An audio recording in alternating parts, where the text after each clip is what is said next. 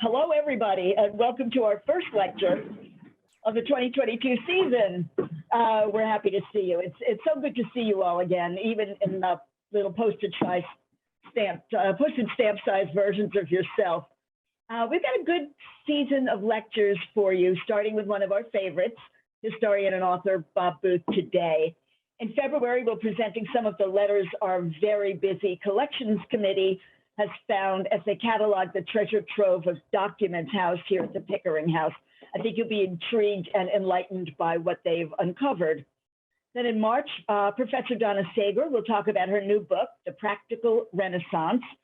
And she's going to include some information about wood.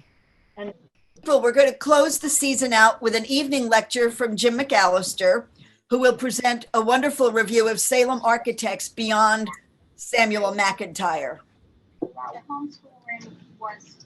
Does that sound okay? Yep. Okay. Yes.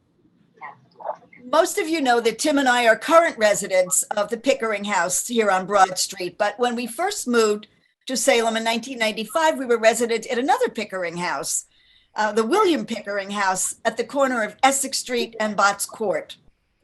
Today, Bob Booth is going to tell us all about that William Pickering, who he has described as his favorite Pickering, present company excluded, of course. This story has it all: the sea, politics, treason, religion. What more could you want on a gloomy Sunday afternoon? Bob Booth is the curator emeritus at the Pickering House, an accomplished historian and author of several books, among them Death of an Empire, The Rise and Murderous Fall of Salem, America's Richest City, which was named the History Book of the Year in 2012 by the New England Society of the City of New York. Bob will entertain your questions at the end of the lecture, so please stay with us. Bob, the floor is yours. Thank you, Linda. Can everyone hear me? Good. I'm still having trouble hearing you, which is an invitation for you to interrupt me at any point to ask questions or get me back on course. And I'm sorry about the size of my head. I don't know how to make it smaller. You all look in proportion. I look like a freak. Hope everyone has at least a virtual Bloody Mary somewhere on your desk, perhaps out of sight. I am speaking about William Pickering, Captain William Pickering, today. The anniversary of his birthday will be January 11th, which is also the birthday of John Pickering, my old patron at Pickering House. And on the 11th of January, Captain William Pickering, had he lived, would be 351 years old. But he has been dead for 303 years.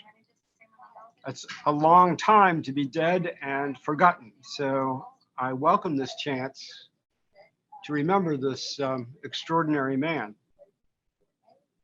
Again, can folks hear me all right?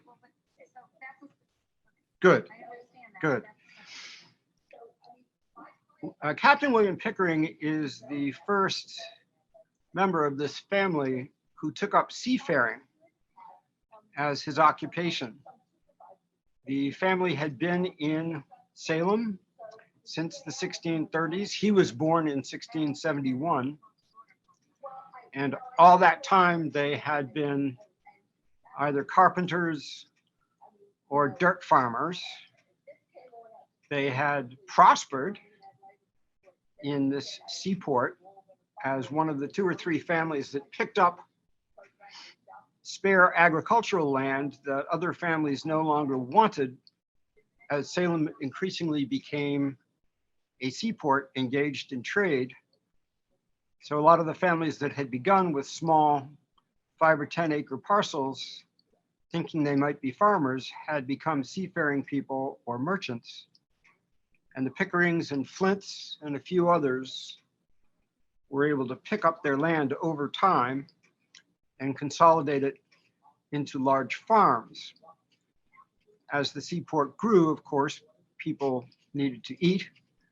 And the Pickerings prospered mightily as provisioners of food to the folks who lived in the seaport. So what we know about early Salem is that it and Boston from the beginning had commercial seaports, that there were a few people in Salem from the beginning,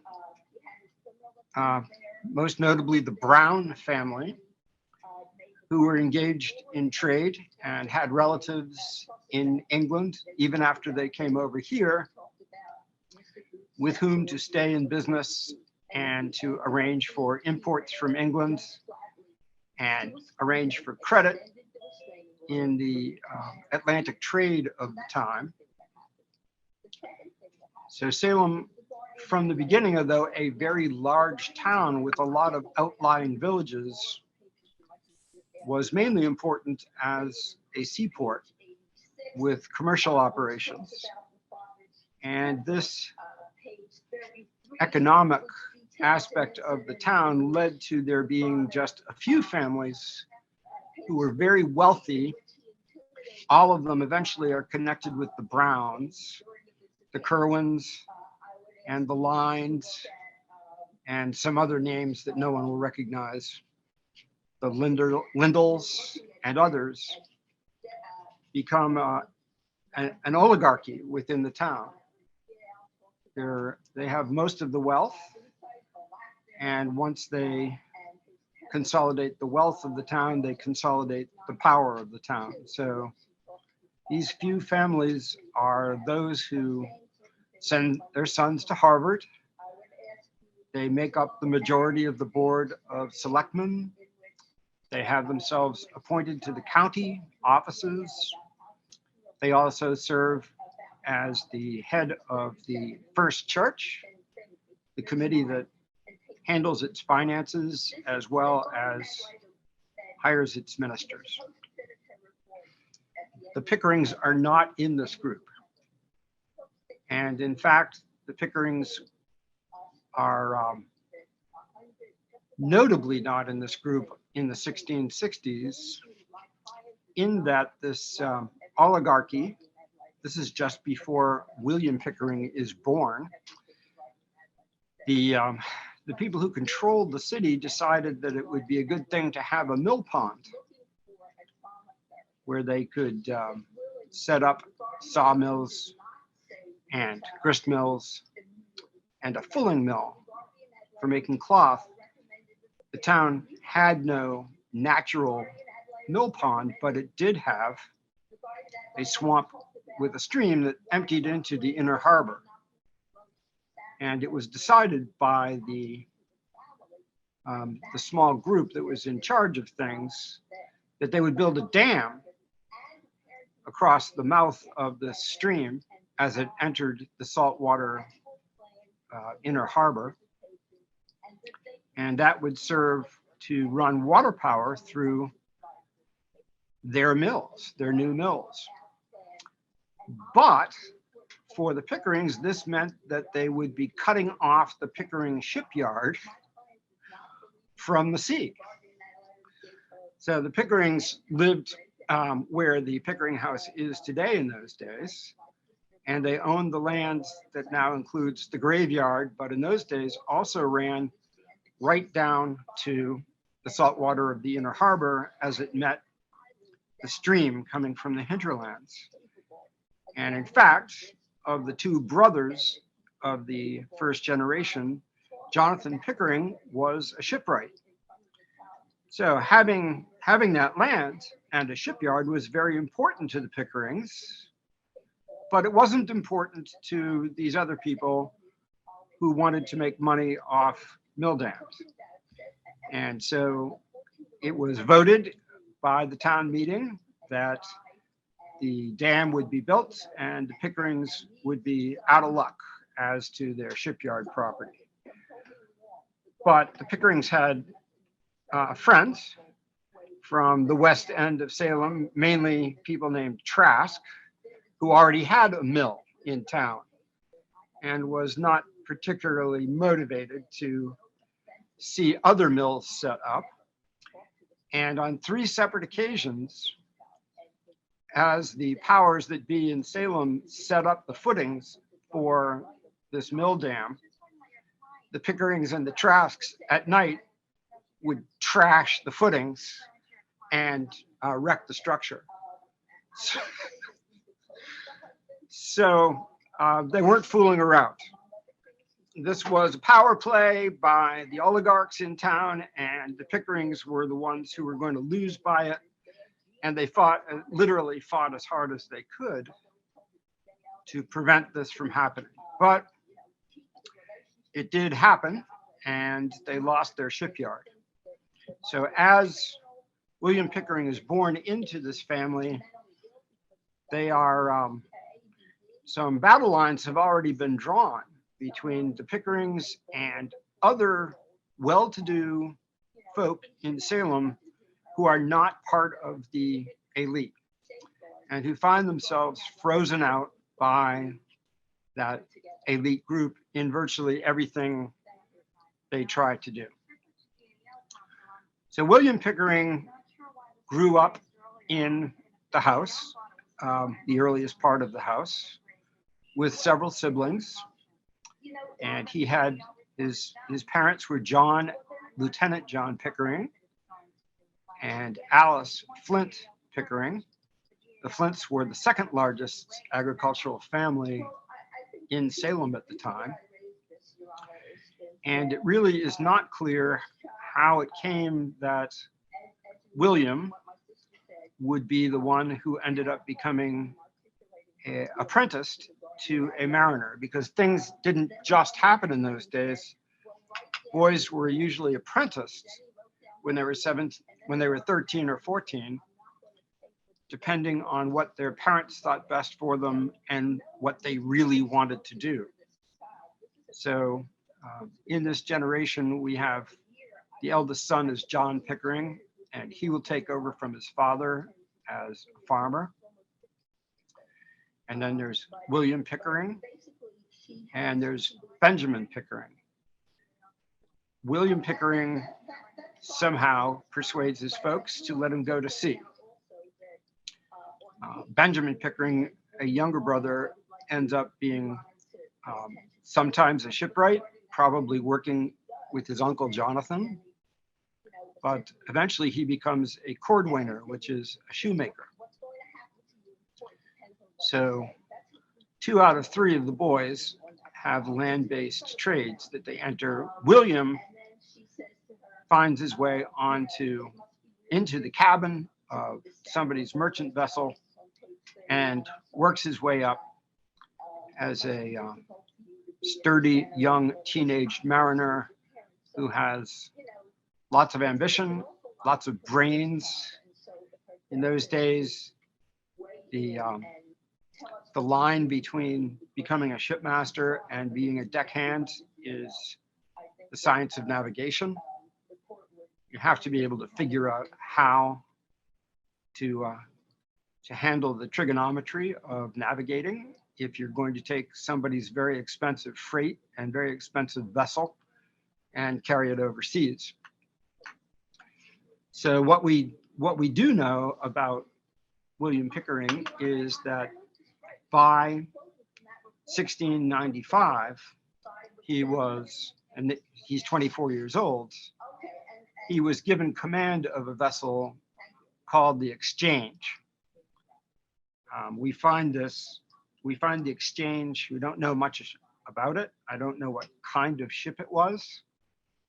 It might just have been a sloop, but anyway, he's off Virginia when one of his crewmen is impressed into the British Navy, which becomes a theme for William Pickering of problems with British authorities for the rest of his life. At any rate, as a new shipmaster in Salem, he has already lived through some pretty hair-raising times. And just to sketch out the politics of the time, let us recall that when the Puritans came over to Massachusetts, they were leaving England behind. They did not want to continue as members of the Church of England, and they essentially started all over again here in the New World with their own nation. And it was essentially a republic in that there was a legislature and there was a governor, and each town had a town meeting, didn't it? Made up of the freemen of each of the towns. So they would elect, each of the town meetings would elect a couple of representatives to a legislature in Boston. And out of that legislature, someone would be elected governor. So as you can see, there's no royal line of authority involved here. This is an across the Atlantic Ocean operation that's making up its own laws, that has in fact excluded the Church of England from even being established in New England. It was against the law to worship in the Church of England. And the structure of governance was entirely their own, separate from any British authority.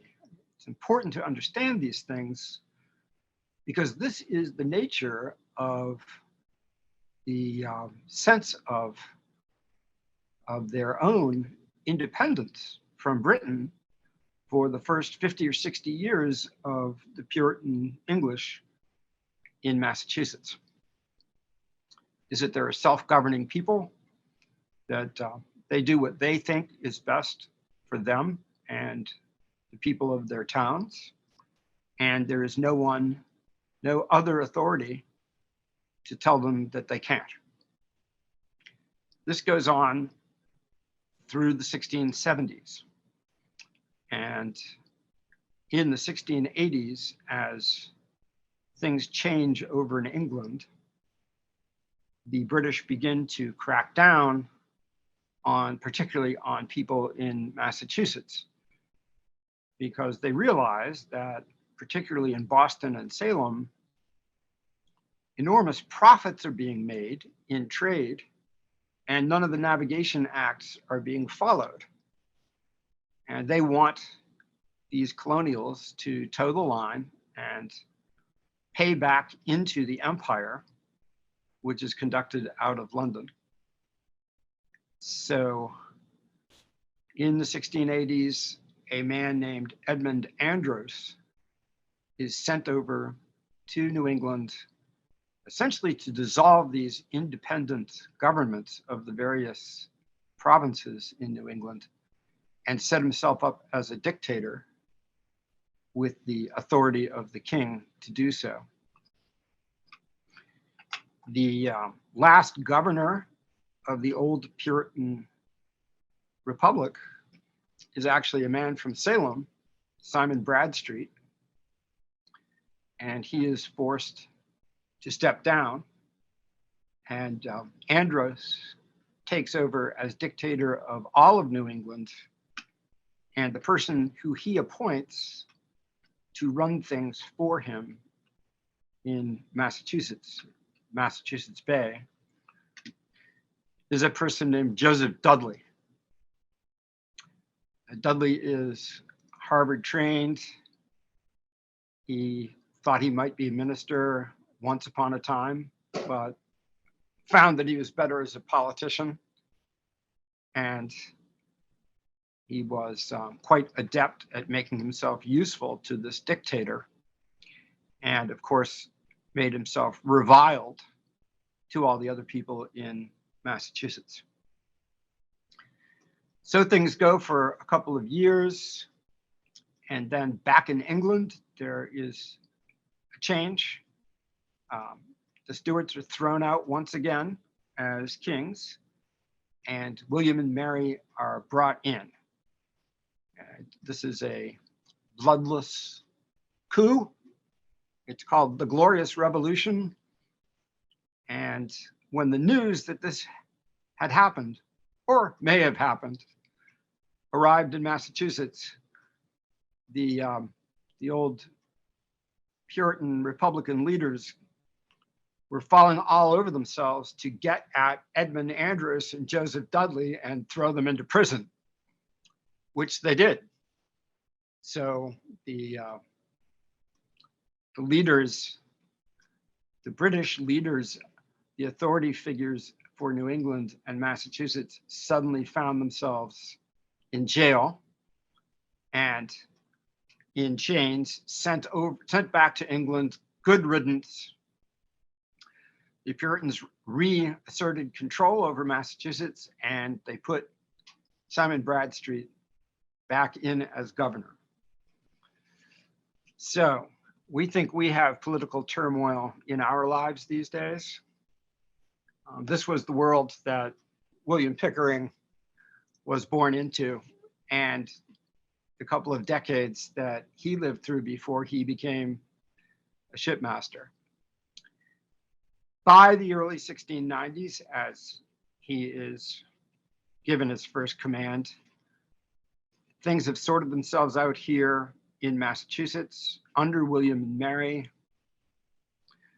The old charter of the Massachusetts Bay, under which the Puritans had governed themselves, was revoked and thrown aside, and a new charter was issued that continued to allow for a legislature, and certainly supported the idea of each town and its town meeting. So there were still strong Republican structures, but from that time forward, there would be a governor not elected, but sent over by the king as a royal governor. So the effort was being made by the 1690s to bring Massachusetts and New England less harshly than had been done before, under fealty to the British Empire. And the thought was that with a royal governor, there would be a lot more respect for the policies of London, because the royal governor would be making clear what was expected of the legislature. But it is a fact that none of those policymakers in London had ever been to Massachusetts, and they really did not appreciate how obstreperous the people were in Massachusetts. And they really made a fatal mistake in that the salary of the governor was not supplied by royal authority. The salary would be voted by the legislature. So very often the people who became governor of Massachusetts were fortune seekers. And once they got to Massachusetts, they found that the legislature didn't want to pay them. So the governance of Massachusetts, the power of governance in Massachusetts, remained largely in the legislature and the people had with a often very difficult relationship with the royal governor. Okay. All of this is important, and you'll see why. I want to read you a little bit here from Timothy Pickering, who is the only person who ever wrote down anything about his collateral ancestor, William Pickering. He says, Lieutenant John Pickering had another son named William, of whom when a boy I heard my father, and his father is Deacon Timothy Pickering, who is a nephew of this William, relate the following story: that in Queen Anne's War at the beginning of the present century, meaning around 1700, William was the master or skipper of a fishing vessel, that off Cape Breton, in calm weather, he was attacked by a shallop containing 30 Frenchmen. A shallop is an open sailing vessel.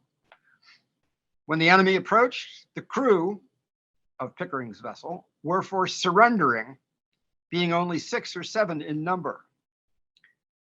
But as they each had a musket and their vessel was fixed with close quarters, William Pickering, the master, told them if they would only load the guns, he would fire them all himself. They did so.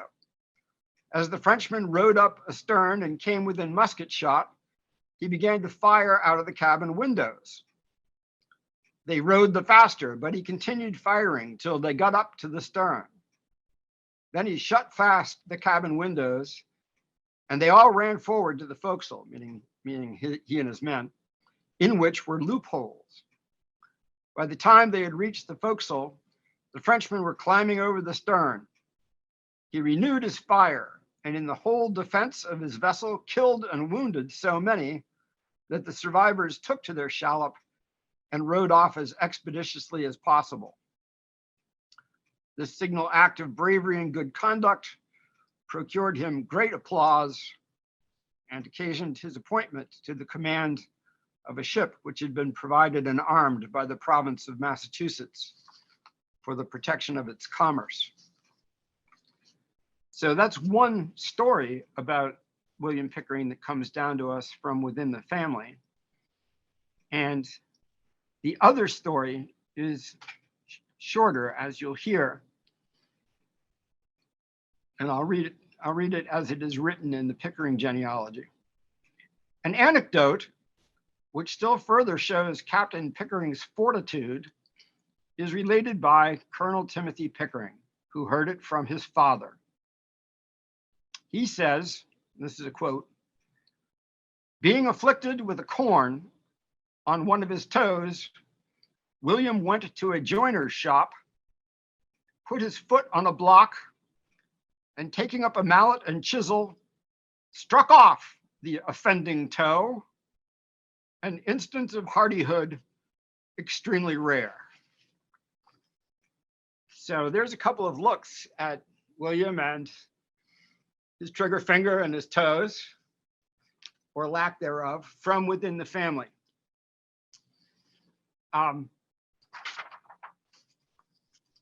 Captain William Pickering, as a young man in 1695, young shipmaster, is in a position to get married.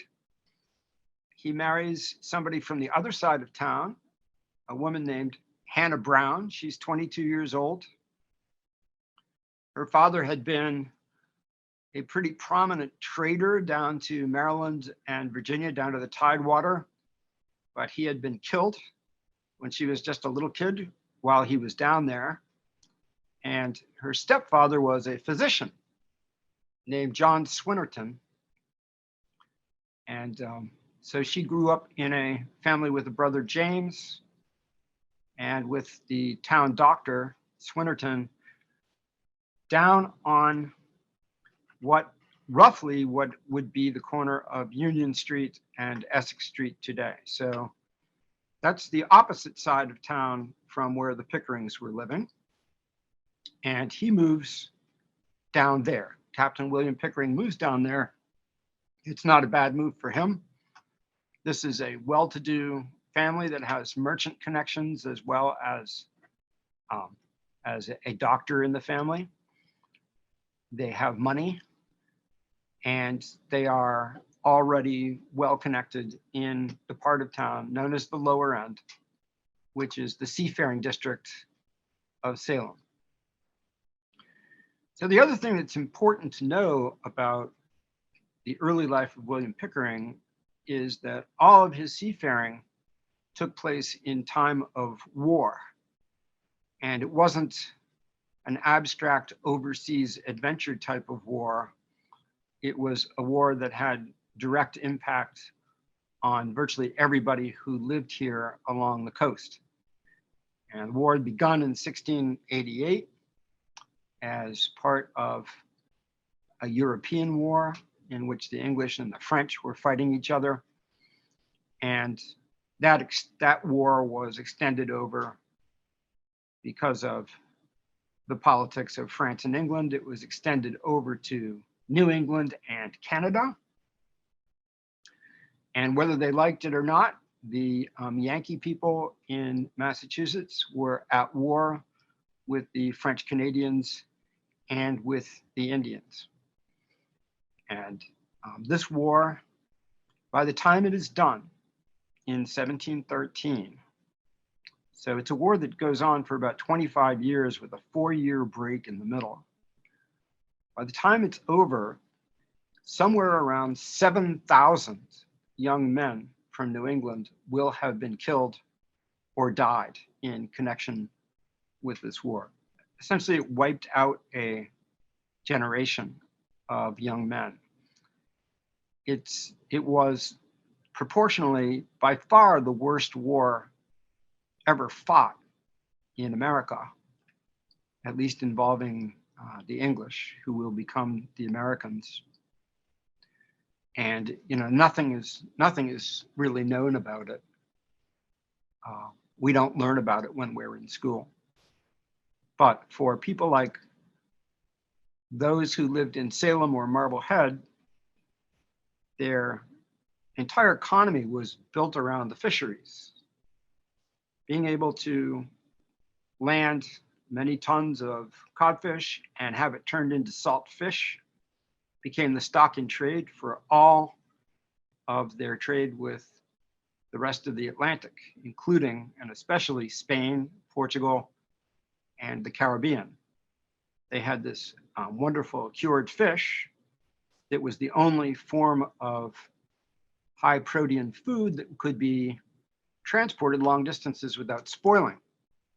So it was worth a great deal of money, and this is what William Pickering would have been carrying in the holds of the vessels that he commanded.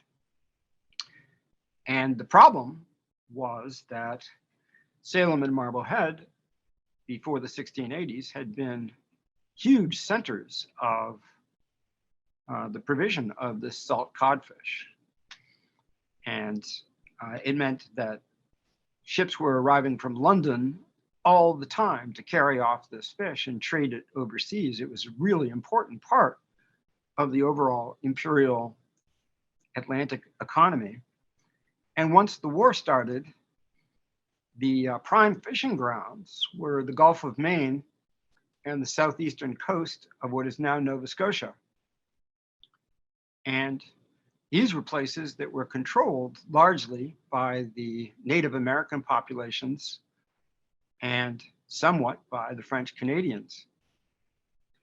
So there is an endless problem of fishermen without any weaponry on board, certainly without any armament on board their small fishing vessels, going out to the fishing grounds and being attacked and often just outright slaughtered, and often imprisoned, taken prisoner, carried off into the depths of Canada or up to Port Royal on the Fundy shore of what is now Nova Scotia, which was the capital of the French Canadians in the Maritimes.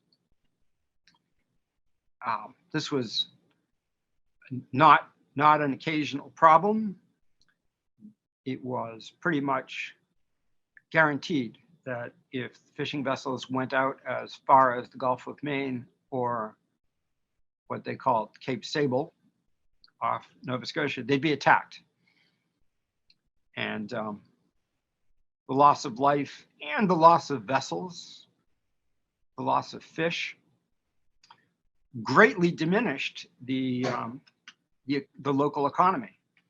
So we know that in Salem in 1688, as this war began, there were 60 fishing vessels that sailed out of Salem alone and more out of Marblehead. And by 1695, there were 6 in Salem. So the fishery had been decimated. It had been left pretty much up to Marblehead to try to maintain this fishery. And as I say, the major stock and trade for all of coastal New England was the salt fish coming out of Salem and Marblehead. And now, because of this war, about half the fishery had ceased operations, and the other half still faced the likelihood of an early death off an unfriendly shore. So this is the world that William Pickering is chosen to become a mariner in and to try to make a good living. We find him by 1701 when he is 30 years old. He is making his will, and he tells us in his will that he is about to make a voyage overseas to Bilbao, to Spain. So he is one of the few people who has been able to stay in business as a merchant mariner. And we also find that he is trading in Marblehead at that time, and that he had been shipping goods to Antigua. This is a moment where there's been a break in the war, and you can see Pickering taking advantage of this break by getting involved in the fishery at Marblehead by himself, serving as commander of a merchant vessel over to Bilbao, and also shipping goods to the Caribbean. Bilbao was an incredibly important connection to New England in that it was the seaport capital of what was pretty much an autonomous part of Spain, and had a lot in common with the autonomous nature of Massachusetts, had long been trading with merchants out of Boston. And from Bilbao, Massachusetts gets most of its wine and its salt. And Bilbao gets hundreds of tons of salt fish, which are not only the local cuisine in Bilbao, but sent overland in caravans. It ends up as far away as what is now northern Italy. This is a very important trade. William Pickering is deeply involved in it. And as much as possible, he is trying to stay at sea. At home, the setup in Salem is that there is a board of 9 selectmen who run things. 6 of the 9 seats are reserved for men from the seaport part of Salem. And then there are these very large outlying villages, and the villagers, who are all farmers, each get 1 seat on the Board of Selectmen. So this guarantees that the oligarchs in the seaport are going to control things. The seaport also had, even though it was a very large urban place for those days, it had only 1 parish, 1 religious society, and the first church. So it meant that everybody for miles around was expected to come into downtown Salem on Sunday to worship at the first church, which was the earliest of all of the Puritan churches. And the first church was controlled by the same people who controlled the Board of Selectmen. They were all merchants and all from the seaport. So there was a pretty tight grip on the power here in Salem. And it meant that if you were somebody like the Pickerings, who thought pretty highly of yourself and had actually made a lot of money in your farming or your seafaring, you would still be shut out of any chance to represent your constituency of middle-class people on the Board of Selectmen. You would not be allowed to participate in decision-making about the first church, and you would end up in church with your pew assigned to you by people who had their pews in the first and second row. So it was very much a society led by an elite group. By 1700, there were about 40 such people, such men, leading things here in Salem. And they had enormous power over the rest of the people in the town. So there is this break in the war, and in 1703, there is a resumption of the war, and this time the face of Britain in Massachusetts is none other than Joseph Dudley. Joseph Dudley is the same guy that in 1688 they had thrown into prison and sent over to England. So this is not a popular choice as the new governor of Massachusetts. And as he arrives, he actually arrived in Marblehead and then went down to Boston.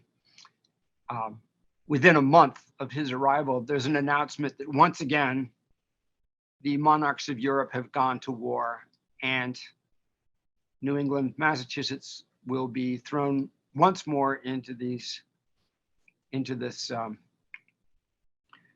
bloodletting that goes on, particularly in frontier towns and out on the fishing grounds. So we find that at this point, as war resumes, William Pickering takes a new strategy to his career and finds a place for himself up in Newfoundland. So although he is living here in Salem and he and his wife have several children, in terms of his career, with a war resuming, he figured that he would be in better shape, trying to set up a business in the waters off Newfoundland than to remain here in Massachusetts, trying to run a fishing operation that was subject to endless depredation by the French and Indians. So we find for a couple of years, he's quite successful in running a business out of Newfoundland. He is the supplier for merchants in Boston and Salem and London. He takes their vessels full of merchandise and moves the merchandise down to New England and fills up the empty vessels now with fish from Newfoundland and sends that directly into Spain and Portugal. So he's set himself up as an international trader in somewhere off Newfoundland, and everything works out really well for him for a couple of years until the French begin to attack the ports of Newfoundland in 1704. And at this point, it becomes a lot more difficult to earn a living. By 1705, he has, however, found a way through this difficulty, and working with a man named Captain John Calley of Marblehead and with a merchant named John Turner of Salem. John Turner is the guy who owns what is now the House of Seven Gables. He's able to open accounts with these people and to continue to make business happen out of Newfoundland. And in October of 1705, he writes a letter to his wife. He says, "My dear, this serves for an account of a bill of exchange for 125 pounds and 16 shillings sterling, and one more for 35 pounds and 2 shillings sterling, which when you receive, lay them up safe. I hope to be at home in short time after this vessel that comes. My dear, here is several vessels come in lately from New England, which I should have been mightily rejoiced to hear from you, and would have been a comfort to me now in my troubles. For I am surrounded on all sides by reason of the enemy, being all about the land and the badness of the weather. We haven't had above 5 or 6 fair days this 7 or 8 weeks. But I bless the Almighty God, I am in as good health and as lusty and hearty as ever in my life, hoping that these may find you the same with our little ones and mother and all friends.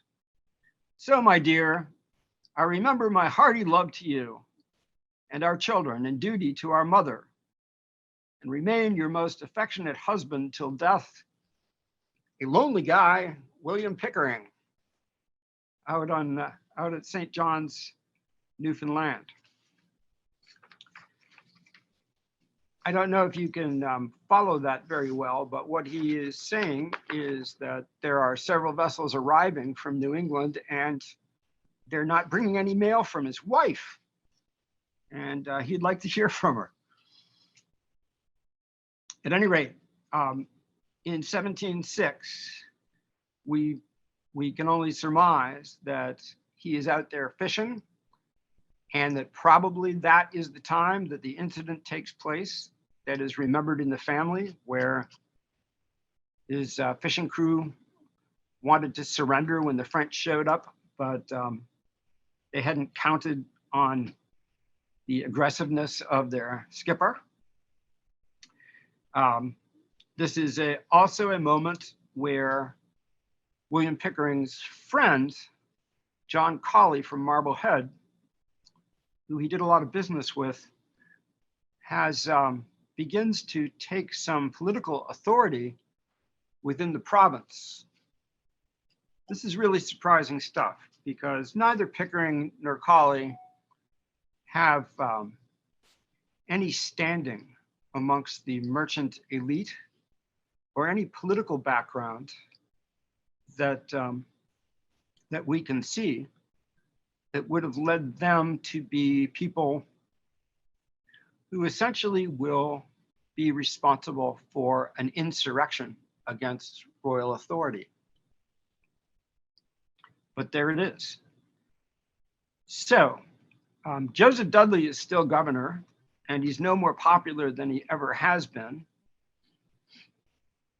I think it's safe for us to say that both William Pickering and John Calley and their entire friendship group think of him as a walking disaster for Massachusetts.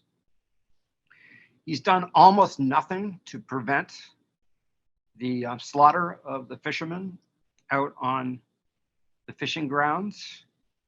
As I say, his inaction, Dudley's inaction in protecting the fishery, has led to huge economic depression in Salem and in Marblehead, because the men are unable to do the kind of fishing that they need to do.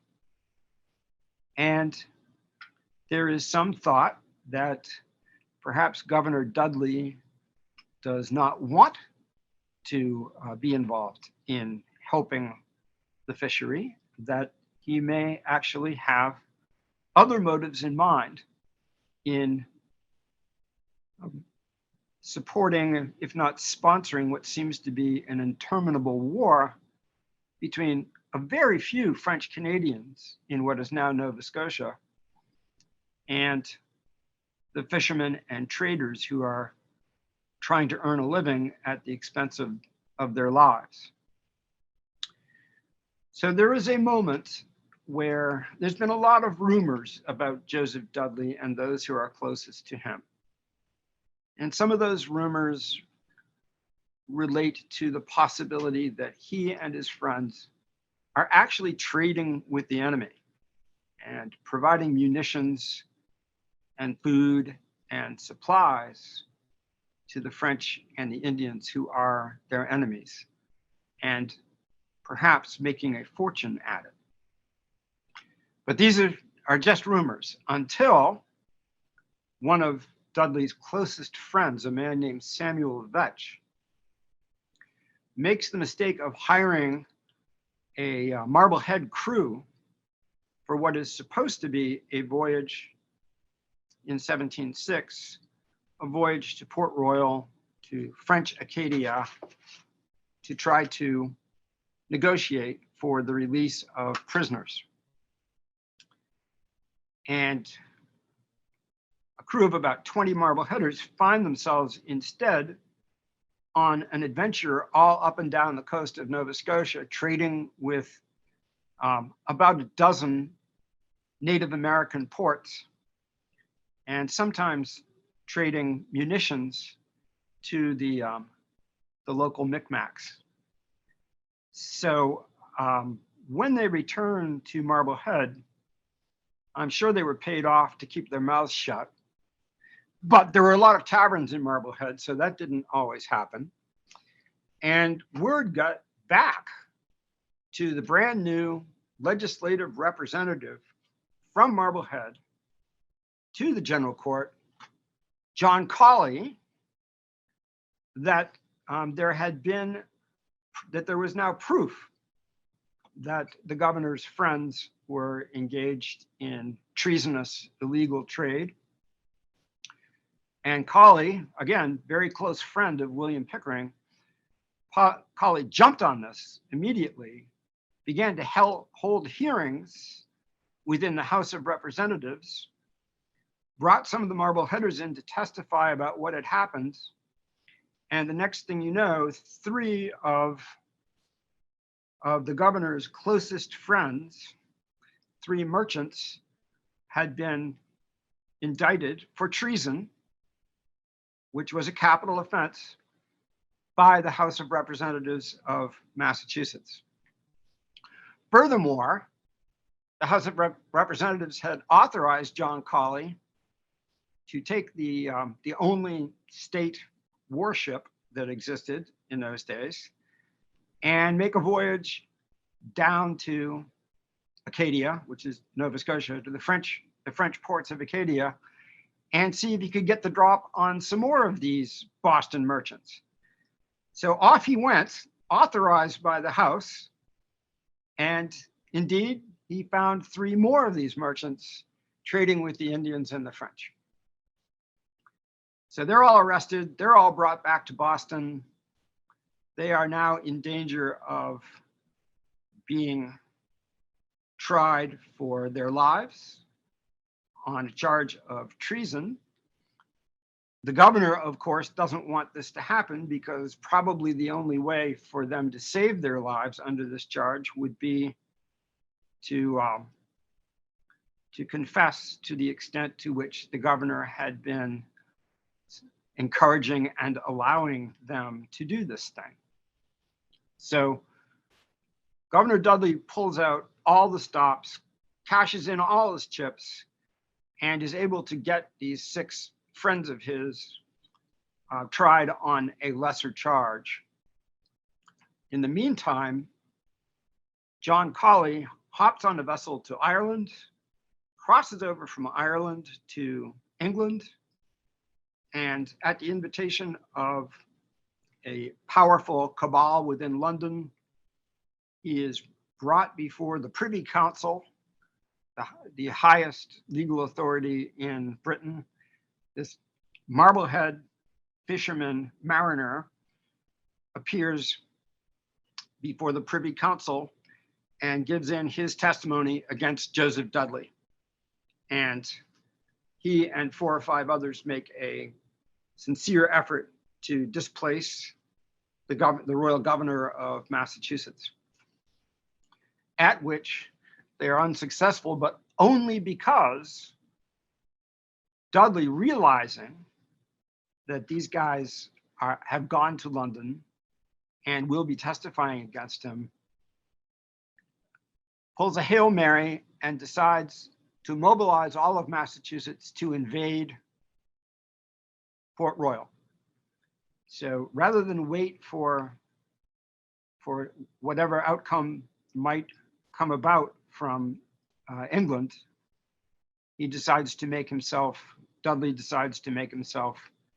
the commander of the first large expedition against the French Canadians. So suddenly, out of all of his inaction and his acceptance of trading with the French and Indians for several years, now he takes the responsibility for invading Port Royal and Nova Scotia to pull the rabbit out of the hat, to save his governorship, and to impress everyone back in London.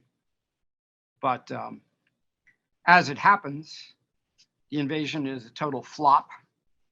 and everyone who was involved in it. And there were many, many people from Salem, not William Pickering himself, but many of the others from Salem, all return in disgrace from having failed to dislodge the French from their little fort at Port Royal. So what was Pickering doing at this time?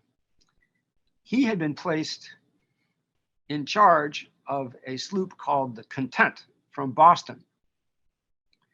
And it was a vessel that was owned by a rich Boston merchant.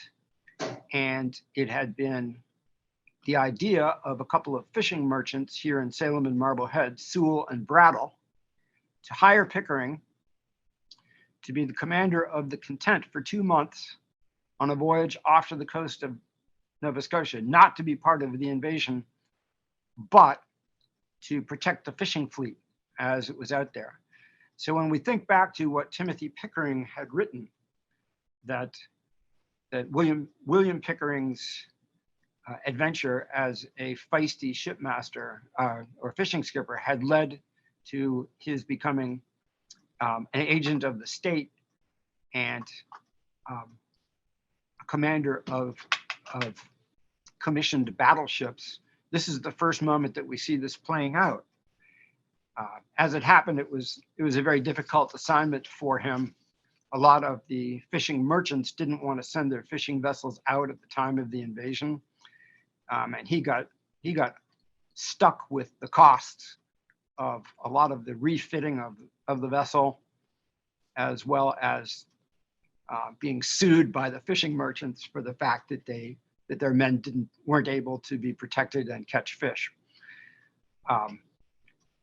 In the next year, 1708, Pickering is looking to resume his operations in Newfoundland, but can't because the French have essentially put Newfoundland out of business. So he does get himself commissioned as the captain of a Boston privateer at that time in May. And now he is the commander of a brigantine called the Hope. He's under a commission and orders from Governor Dudley. It is owned by a man named Andrew Belcher of Boston, whose own son, Jonathan Belcher, is going to become a royal governor. So he is, at this point, probably out of desperation, he has found a good job as privateer captain. And for the next year or so, he is the master of the Hope. We don't know much about what was going on between the Hope and the French, if anything, but he has this gig for about a year. He's probably also running operations where he can out of Newfoundland. The British are now convinced that it is necessary to dislodge the French from all of Canada.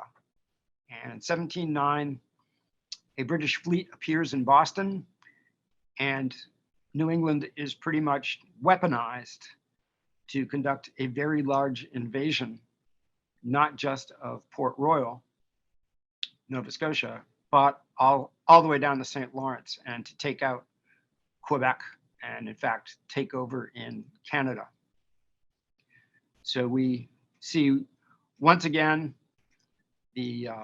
while waiting for the British invasion fleet to show up, there is no guard ship that is given to the fishermen. And of the 80 vessels from Marblehead alone that are engaged in fishing, in that summer of 1709, 7 of them are captured, which these are just numbers to us, but what it means is that about 45 men disappear from Marblehead and 7 fishing vessels and almost 10% of the fleet. And this is typical of what had been going on in all these years of warfare. So there is supposed to be a vessel out there that protects the fishing fleet. However, it has been so often commandeered by the British for their invasions that it's not doing its job. And once again, this attempted invasion does not take place. The British fleet does not show up in 1709 to join with the Massachusetts forces and go after Canada. At this point, there's a big credibility problem for the British and Joseph Dudley in Massachusetts. And a lot of people are becoming skeptical that these wars will ever end and that the bloodletting will ever cease. As I say, it takes an act of huge imagination to understand just how desperate they were and how long these wars had been removing young men from houses and streets of the towns along the coast here. In 1710, very early in the year, as part of what seems to me to be a very significant political campaign by people here in Salem, the Province Galley, which is the one armed ship that is supposed to be out there protecting the fishing fleet, gets a new commander, and that is William Pickering of Salem. So by 1710, Francis Nicholson has been sent over from England to militarize New England, to prepare for this British fleet that had not showed up the year before. But here in Massachusetts, there's been a bit of an uprising, and William Pickering has been made the head of the state's only battleship.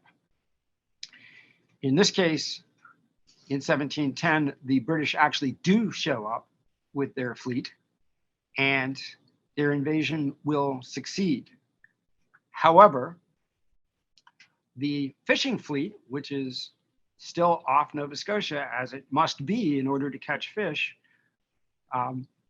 William Pickering and the Province Galley are commanded to move on from guarding the fishing fleet and become a transport vessel in the fleet that is going to Port Royal. So he's not even allowed to serve in the invasion of Port Royal, and the one vessel that might have protected the fishing fleet, in which William Pickering has been made commander, has been turned into a transport. He had a crew of about 100 men on this vessel. It was large. It had 26 guns, 76-foot keel. About half of his crew immediately desert. And Dudley uses this, Governor Dudley uses this as a way of indicating that William Pickering is unfit for command, and he removes him as the commander of the Province Galley and installs another captain named Cyprian Southack. The invasion does succeed. The British do finally take over in Nova Scotia, but not in the rest of Canada.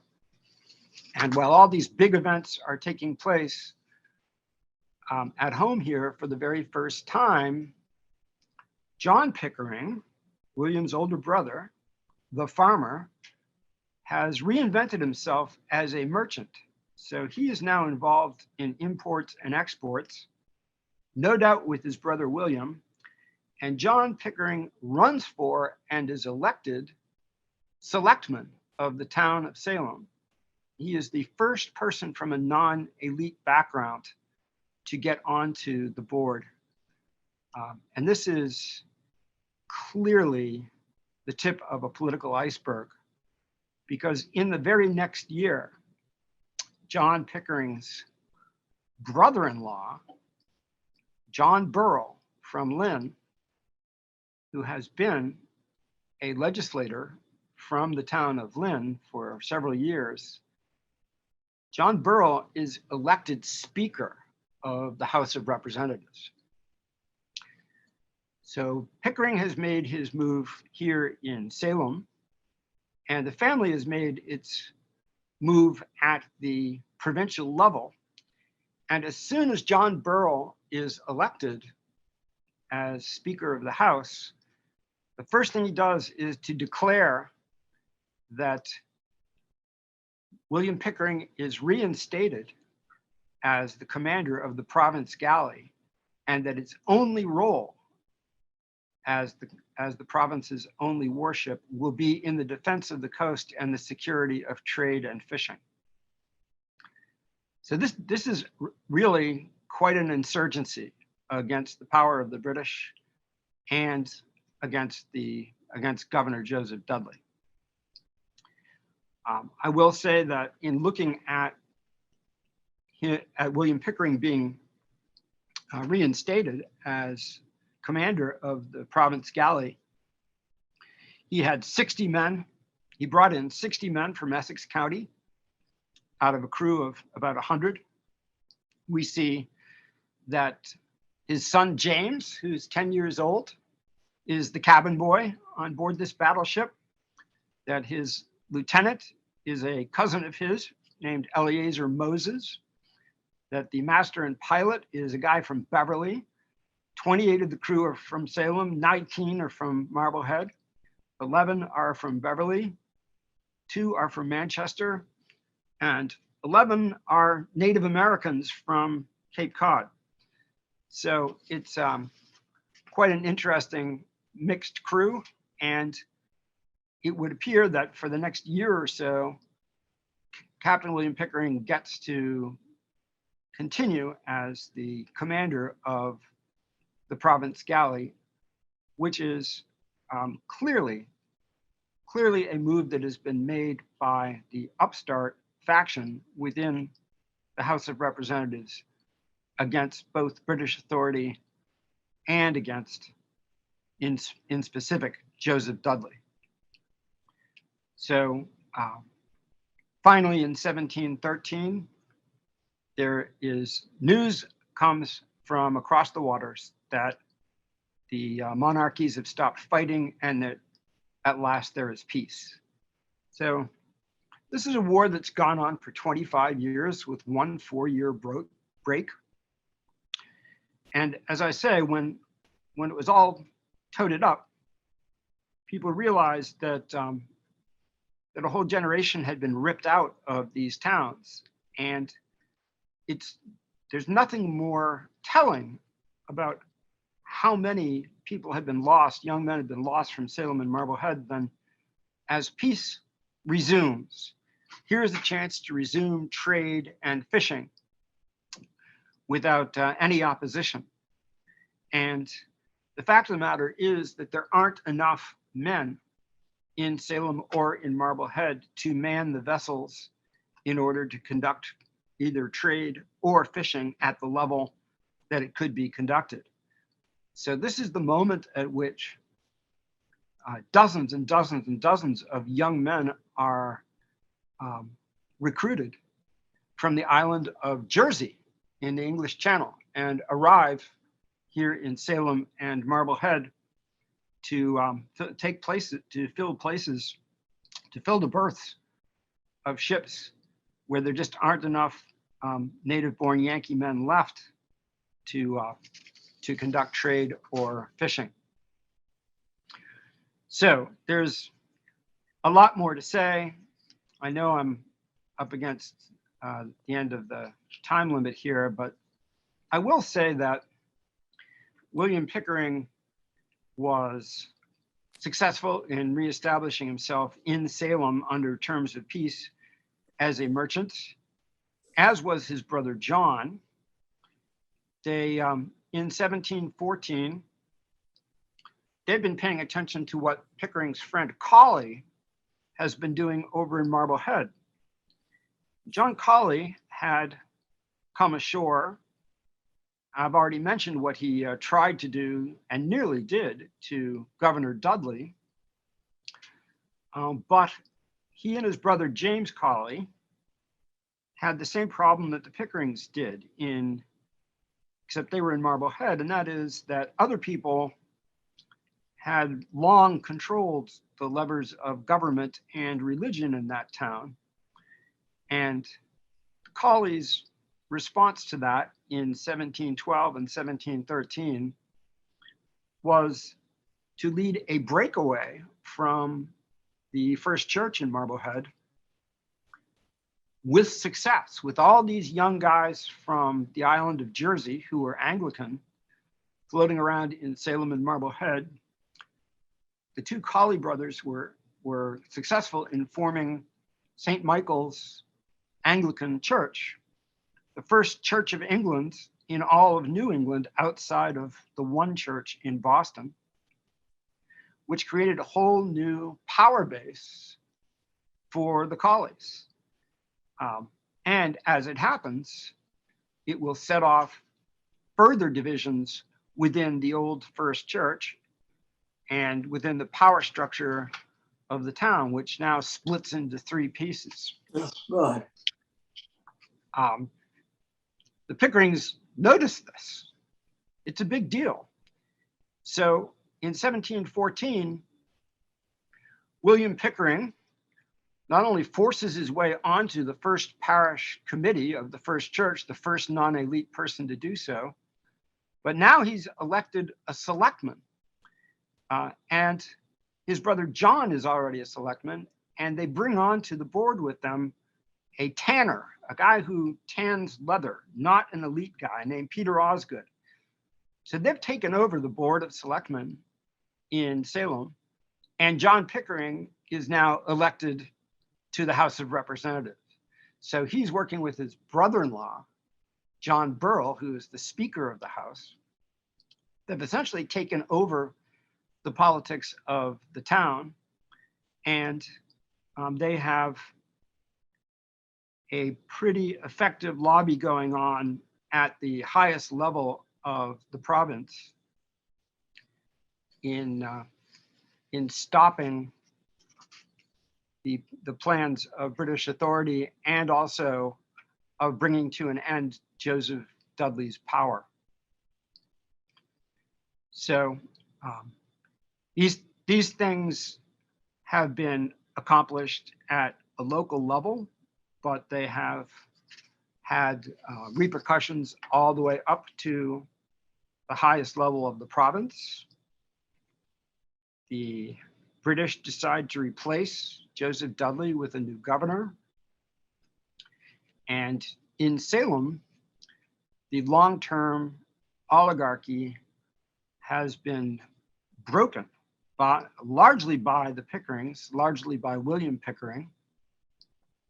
In 1717, in case anyone had wondered how powerful these guys became, William Pickering is the leader of a mutiny within the First Church.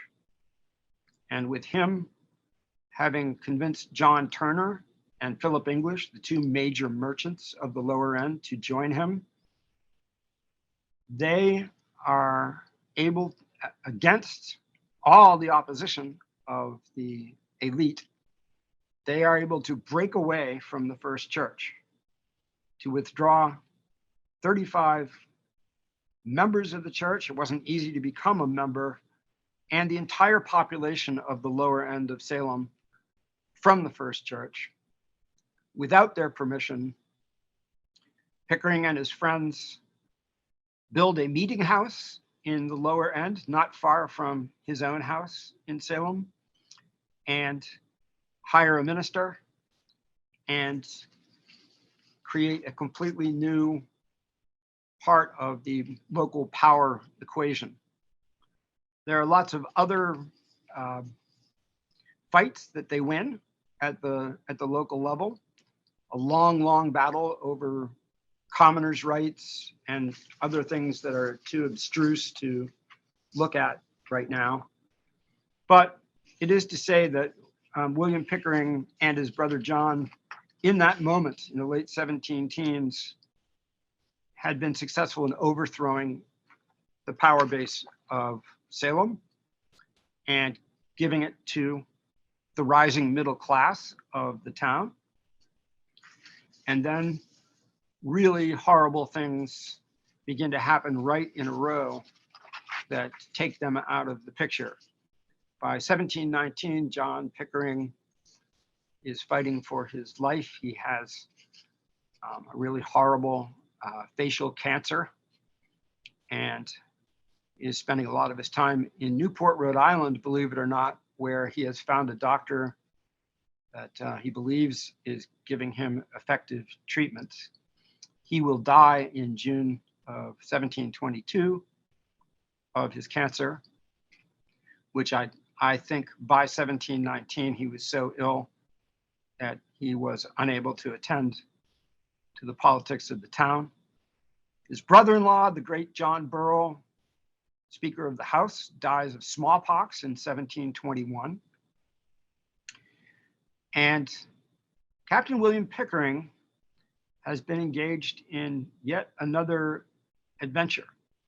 He has set up an extremely interesting, large, and prosperous fishery at Canso, which is halfway up the coast of Nova Scotia. He and about 40 other men from Marblehead, Salem, and Boston have built houses and fishing stages and warehouses at Canso, and it is one of the most important new developments in the Atlantic economy. It seems that William Pickering is one of the most important people, if not the leader of the development at Canso. He's still bopping back and forth between Salem and this new development, but a lot of his energy and his time have gone into developing things at Canso. So by 1720, he's still a fairly young man. He's 49. He and his wife have children: James, who's 18, Hannah, who's 12, Elizabeth, who's 7, and Mary, who is 5. And William Pickering is at Canso in August of 1720 when he writes a long letter to his wife and to the authorities back in Massachusetts, describing what's happening. There's been a major Indian attack on Canso. John Calley is up there with him, trying to save as many people as can be saved and as much property as can be saved. It seems that Pickering was successful in removing a lot of property onto his vessel and leaving for Salem in the summer of 1720 from Canso, Nova Scotia, and he never arrived. That was the end of William Pickering. There were stories later on that he had been spotted as a prisoner in Quebec, but never had anyone been able to confirm that. For 2 or 3 years, his wife, Hannah, did everything she could to continue to run their business at home. They had a tavern, which she ran, and she continued to petition the authorities in both Massachusetts and in Nova Scotia to try and do something to find her husband, who has been the object of perhaps undependable but frequent sightings from various people coming back from Canada. She is unsuccessful in attracting their attention. She lives on for another 10 years in Salem, running the tavern. At the tavern, which was a bit of a hotel, the star boarder that she had there was the minister for the East Church that her husband had founded, Robert Stanton. And much of the family's money was lost at Canso, but there was still a great deal of money left over. They were prosperous people. It was enough money to launch her children, particularly her daughters, into successful marriages. Her son James also married, but did not have a long life. And she dies by 1735. The house down in the lower end, the Pickering house, was owned as late as the early 1800s by their direct descendants. So that's a look 303 years later at the end of the life of William Pickering, the only Pickering who ever went to sea and made a success of himself at a time of great hardship for the seafaring population of Essex County, who I think was a hero to them, who I think was a hero to the rising middle class in Salem, who did his best to stand up to invidious British authority when it was not in the best interests of local people, and who was a person who deserves to be remembered.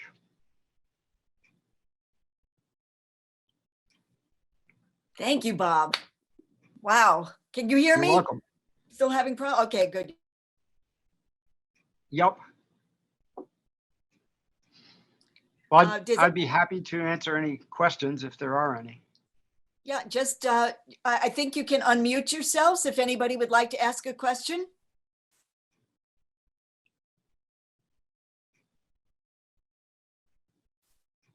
Excellent job. It was very informative. Thank you.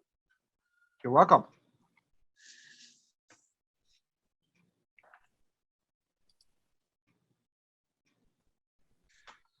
There's Tim. Yeah, So do we have questions? Hands up? no, I don't think we'd have nothing in the chat. Yes, Linda, yes. I concur with the previous speaker. I thought you did a wonderful job and I learned a lot about a person that I never knew. That's good. Yeah, I'd love to ask a question. go ahead, Tim, ask a question. Hi, Bob. Great job. It's Tim. It's just a quick one.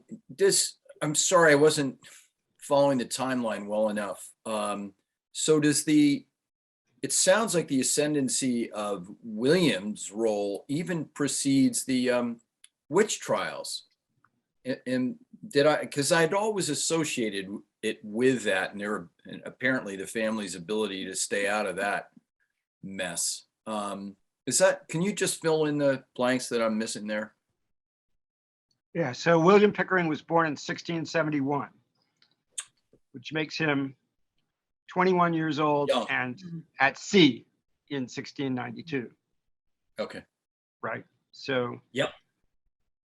There's little doubt that there was some serious payback that people felt was owed to the rulers of Salem over the issues of 1692, for sure. Not least, of course, Philip English, who was one of the two major merchants of the seafaring part of Salem, where William Pickering has chosen to live, right? Right.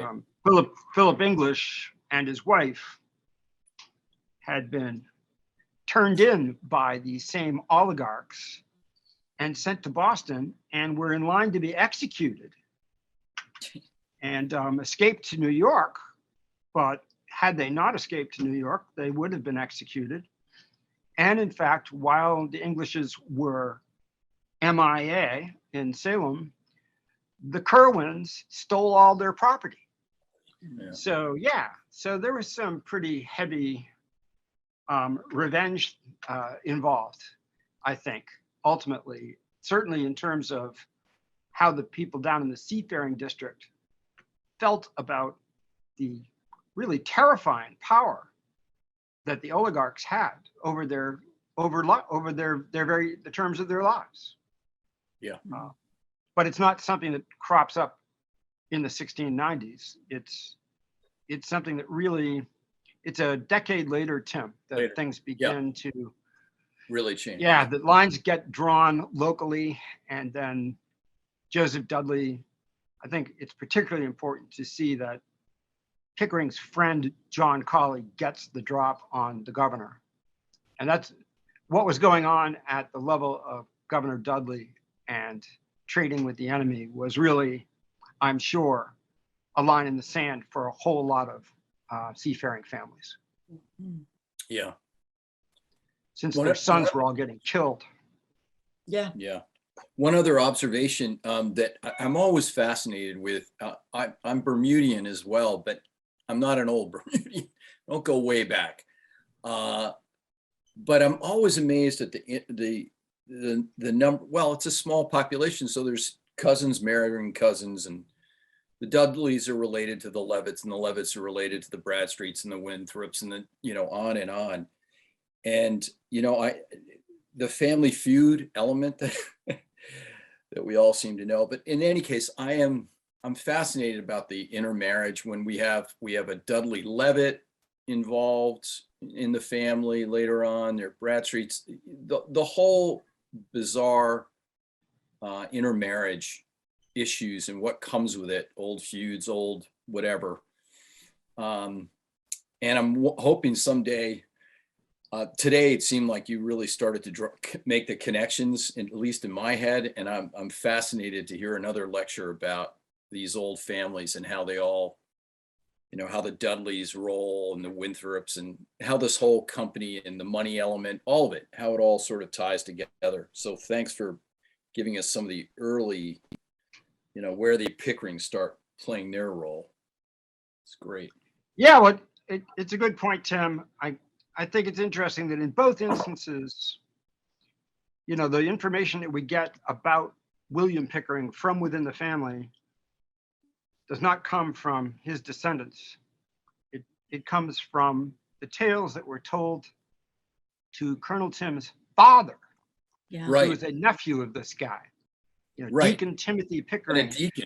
Yeah. Yeah. As a kid, this William Pickering is a guy who's operating at a sort of semi-legendary level, I think, Yeah. within the family, and clearly he was someone that Timothy Pickering, the senior, remembered Yeah. for the rest of his life, and Yeah. wanted to pass along to his sons, Son. some memory of how cool this guy was. Right. Mhm. And to some degree, And he ends is, up, he's a certainly there's a huge gap here, but what John Pickering and William Pickering were up to at the local level and then at the provincial level is really a harbinger of the revolutionary spirit that you will find in the 1760s. Yep. Yeah. And Yep. also the role and the level to which, somebody like Timothy Pickering rises in his manifest capabilities. And, it's just, it's sort of built maybe on a little bit of family lore and legend. And hey, this is a standard you're meant to uphold, right? Who knows? Yeah. Yeah. Well, let's not forget that even though Deacon Timothy Pickering was a dirt farmer, as he described himself, he was also a really famous letter writer and stirred it up Yes, to the editor, all the right. time. All the time. Yeah. The only famous editorialist in New England, constantly writing letters into the newspaper in Boston, and essentially the champion of the working man and the middle class against the elite. So much so that he is at one point he is sued in Salem by Benjamin Pickman, by a member of the elite. And he loses the suit, but he doesn't mind because it's given him another pulpit to preach from. Another letter to write. These were the Pickerings were incredibly feisty people. They really believed in their own intelligence.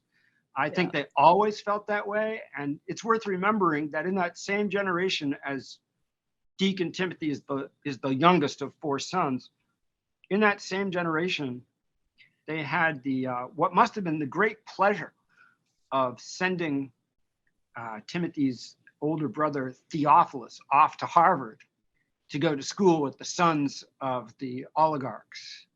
So they'd made it, right? They'd made it. they'd been able to crack some of that code.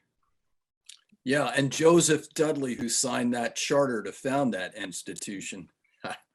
But that sounds like another lecture, Bob, on Deacon Tim.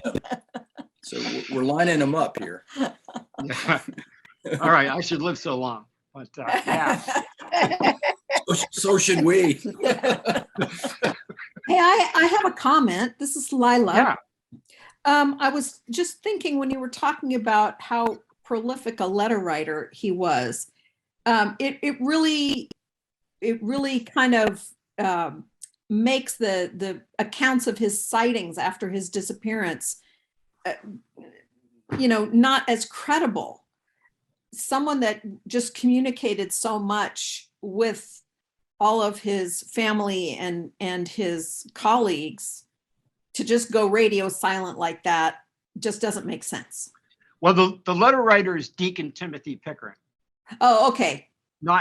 It's his nephew. Not our William. Yeah. Okay. My point was that within the family, the people who kept alive the memory of William Pickering were Timothy Sr. and then his son Timothy, Colonel Tim, who ends up writing it down. That's the only way we know, some of this stuff is that many years after William Pickering had gone radio silent, as you say, his standing within the family and the things that he and his brother had tried to do must have had some pretty serious resonance.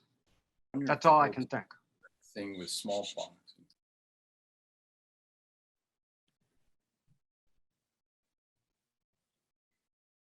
Anybody else?